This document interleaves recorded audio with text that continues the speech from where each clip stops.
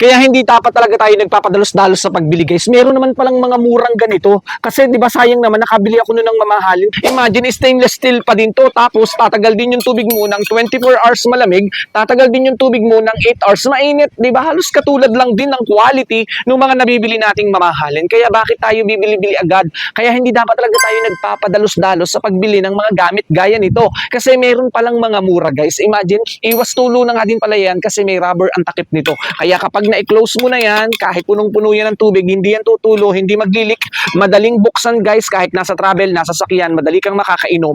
Ayan, guys, kasi ganito na yan. Saktong-sakto lang ito sa mga bibig natin. Napakaganda at maraming available color, guys. Bukod dito sa hawak kong to, marami pang available color na mapagpipilian kayo na swak sa inyong panlasa. Grabe, napaka-budget friendly nito. Sobrang laking matitipid nyo dito. Kaya kahit lahat kayo sa bahay ay magtigigisa, ay hindi ka magdadalawang isip na bumili kasi sobrang gaan sa bulsa, sobrang mura, sobrang sulit. Kaya ano pang hinihintay nyo, guys? Go check out na!